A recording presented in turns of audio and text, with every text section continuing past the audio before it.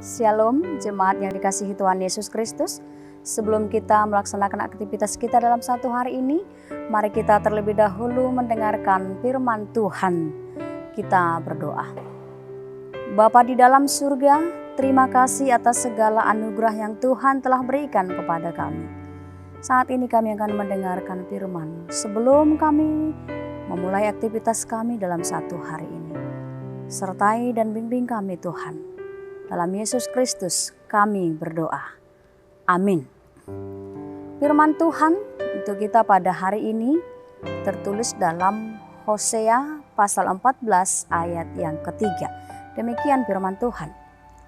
Bawalah sertamu kata-kata penyesalan dan bertobatlah kepada Tuhan. Katakanlah kepadanya, ampunilah segala kesalahan sehingga kami mendapat yang baik. Maka kami akan mempersembahkan pengakuan kami. Demikian pembacaan firman Tuhan. Saudara-saudari yang saya kasihi di dalam nama Tuhan Yesus Kristus, ada berbagai bentuk kasih sayang yang telah ditunjukkan orang tua kepada anak-anaknya. Mulai dari perhatian terhadap berbagai kebutuhan mereka. Pemberian hadiah ketika anaknya mendapat prestasi. Ada juga mengajak anak-anaknya ke tempat rekreasi dan lain sebagainya. Namun ternyata ada satu bentuk kasih sayang yang diberikan oleh orang tua tapi sulit dipahami oleh anak-anak bahkan orang dewasa sekalipun. Yaitu bentuk pengajaran dalam bentuk hukuman. Orang tua tentu marah kalau anaknya melakukan kesalahan. Tidak akan ada orang tua yang diam ketika anaknya berbuat salah. Itu pasti ditegur. Setiap orang yang menerima hukuman pada dasarnya cenderung merasa tidak mau memahami, bahkan tidak mau menerima. Bahkan ketika ditegur, bisa anak tersebut menjadi membenci kita. Sering terjadi seperti itu. Saudara-saudara yang sekasihi dalam nama Tuhan Yesus Kristus, pada masa perjanjian lama, ternyata Allah juga menggunakan cara yang tidak mau bangsa Israel memahaminya. Dalam hal ini, bangsa Israel tidak menyukai. Karena Allah menghukum mereka ketika mereka bersalah. Namun Allah melakukan seperti itu untuk menyatakan kasih sayangnya kepada bangsa Israel. Bangsa Israel yang telah berdosa dan telah mengecewakan Allah yang pada akhirnya mereka harus dihukum. Lalu mereka mengalami berbagai kesulitan. Namun Allah tidak pernah meninggalkan mereka.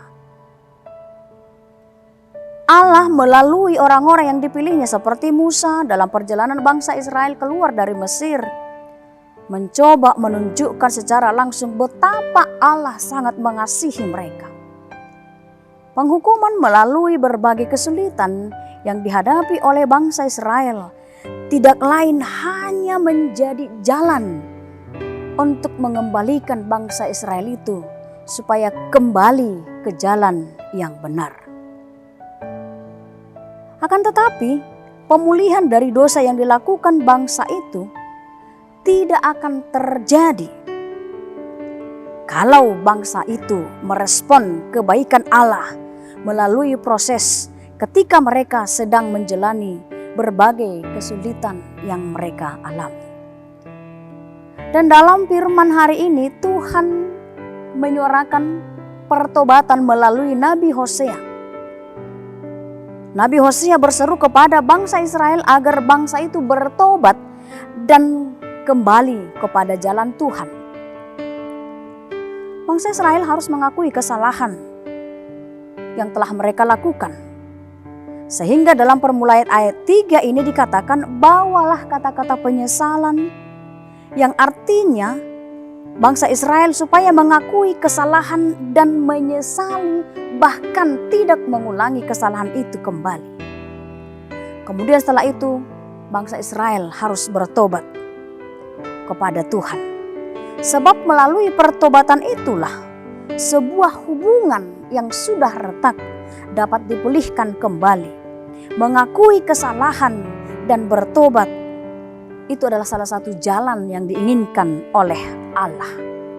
Saudara-saudara yang saya kasihi dalam nama Tuhan Yesus Kristus, sebagai manusia yang berdosa yang tentunya tidak terlepas dari kesalahan, dimanapun itu kita lakukan, maka melalui nats ini diarahkan kepada kita supaya kita memperbaharui diri di dalam Tuhan melalui pertobatan yang menjadi inti penting dalam kehidupan kita. Pertobatan itu tidak boleh dianggap sebagai jalan untuk mencapai damai sejahtera. Tetapi kita dituntut untuk bertobat supaya damai sejahtera yang diberikan oleh Allah itu tetap terpelihara dalam kehidupan kita sehari-hari. Oleh karena itu saudara-saudaraku yang terkasih dalam Kristus Yesus, marilah kita senantiasa berbenah diri, membuka diri serta menyerahkan diri melalui proses pertobatan atas berbagai kesulitan yang kita alami dalam kehidupan kita sehari-hari. Kita jangan langsung menyalahkan Tuhan, bahkan tidak mau menerima teguran-teguran yang Tuhan berikan kepada kita melalui berbagai cara. Karena Allah yang pengasih senantiasa akan memberikan kekuatan kepada setiap orang yang datang kepadanya melalui pertobatan. Amin. Kita berdoa. Terima kasih Tuhan atas firman-Mu dalam satu hari ini, yang mengajarkan kami agar kami mengenali diri kami, agar kami senantiasa selalu hidup di dalam firman-Mu, sehingga kami benar-benar selalu berjalan di jalan Tuhan. Bahkan kami mampu meninggalkan dosa yang selalu kami perbuat. Bapa dalam surga, pimpin kami melalui Roh-Mu yang kudus, agar senantiasa dalam kehidupan kami sesuai dengan kehendak Tuhan. Dalam Yesus Kristus kami berdoa kepadamu. Amin. Shalom buat kita semua.